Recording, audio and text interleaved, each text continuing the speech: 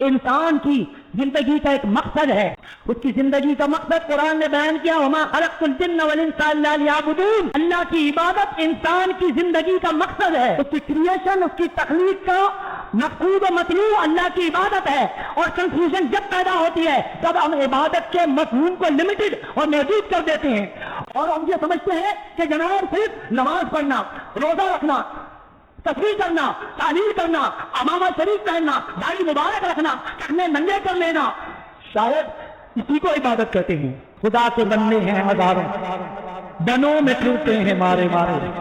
میں اس کا بندہ بنوں گا جس کو خدا کے بندوں سے پیار ہوگا۔ خدا کے بندوں سے بھی پیار کرنا، ان کے لیے قربانیاں دینا، ان کے کام آنا۔ حضور صلی اللہ تعالی علیہ وسلم نے فرمایا خیر الناس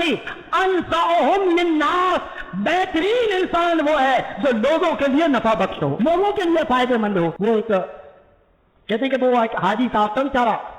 ایک صاحب کہتے ہیں کہ میں حاجی صاحب کے ساتھ، حاجی صاحب نے کہا چلو بھی آج میرے ساتھ چلو۔ اب آپ میرے عزیز دوستو اس کو قربانی کے تصور کو سمجھیں، اس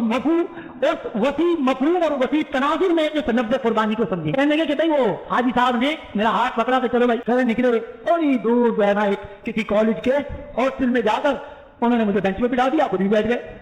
اب جناب آفس کے لوگ آنا شروع ہو گئے، اسٹوڈنٹ آنا شروع ہو گئے، تو حاجی صاحب نے وہاں کی لیڈی وارڈن کو بلایا، ہاسٹل کی وارڈن کو، اس کے ہاتھ میں ایک پرچہ دیا، کسی بچی کا نام لکھا ہوا تھا، وہ اس بچی کو بلا کے لایا۔ تو حاجی صاحب نے اپنے جیب میں ہاتھ ڈالا اور ایک واؤچر، ہاسٹل کا واؤچر نکالا، اس کے ہاتھ میں سمایا۔ بچی نے بڑے ادب سے حاجی صاحب سے سلام کیا، آتے ہوئے بھی جاتے ہوئے بھی، واؤچر پکڑا اور وہ چلی گئی۔ کہنے کہ ایسے پھر کئی بچیاں آئیں، کئی گھنٹے گزر گئے، پھر اس کے بعد حاجی صاحب کو پیدل لے کے چلے۔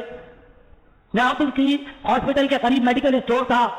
میڈیکل اسٹور سے اسٹور کے مالک کو جب اس نے حاجی صاحب کو دیکھا، لٹک کر وہ کاؤنٹر سے باہر آیا اور ہاتھ ہی حاجی صاحب کے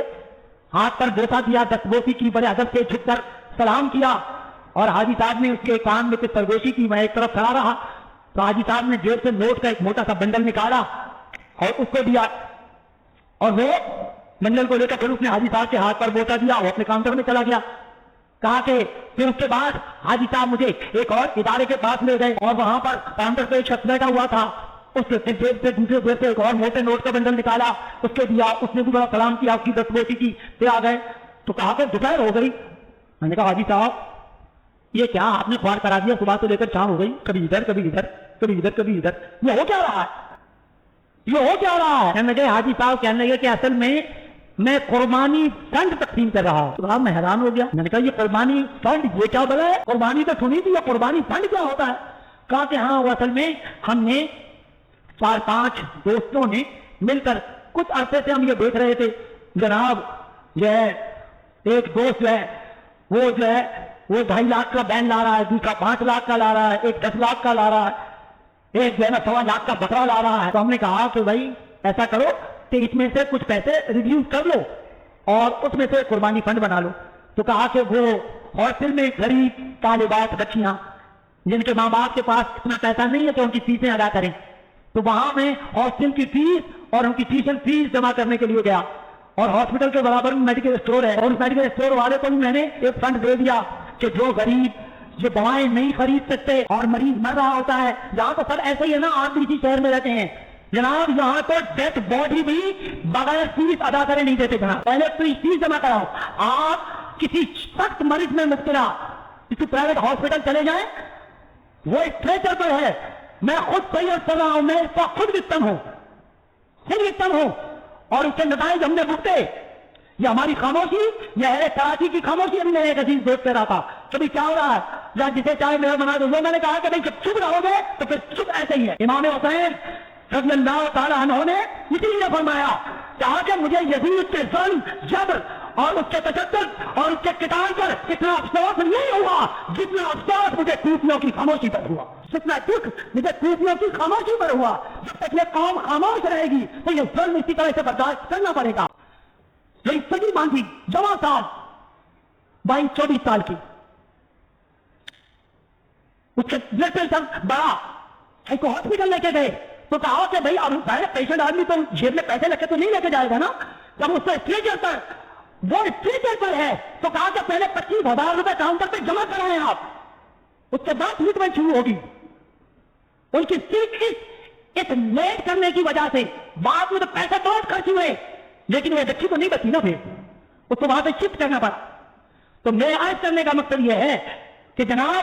ये स्टोर पर उसने पैसे दिए, अब आप बताएं।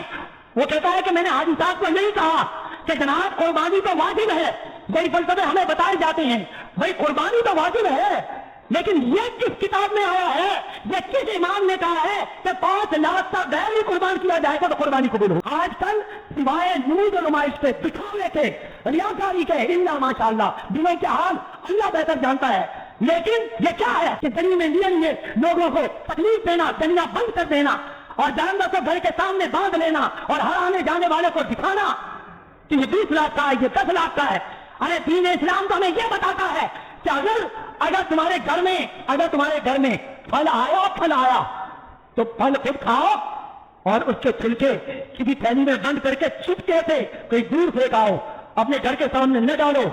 कि तुम्हारे पड़ोसी का बच्चा आकर फल नहीं खा सकता। और उसने अपने बाप को जाकर कहा कि मेरा दिल भी आम खाने को चाह रहा है, तो अब उसका बाप 150 रुपए किलो के आम उसको कहां से दिलाए, और हम 20-20 लाख की कुर्बानियां करते। अल्लाह सुब्हानहू व तआला ने कुर्बानी हम पर वाजिब की है, लेकिन यह तो नहीं कहा आप पढ़े लिखे लोग कि डिमांड जब इंक्रीज होती है तो प्राइसेस भी इंक्रीज हो जाते हैं। ये इकोनॉमिक का रूल है, ये इकोनॉमिक का मईशत का रूल है कि जब डिमांड बढ़ती है तो प्राइसेस बढ़ जाती है। तो मेरे अजीज दोस्तों, तो कुर्बानी का इस तरह भाई आप कुछ पैसे आपके इर्द गिर्द गुरबा बचते हैं, फुकरा बचते हैं, कमजोर सफेद पोश, तो उनकी खिदमत करें, उनकी मदद करें। अल्लाह सुब्हानहू व तआला हमें कुर्बानी के मफहूम को सही मानों में समझकर और अल्लाह की राह में मुकम्मल कुर्बानी देने की तौफीक अता फरमाए।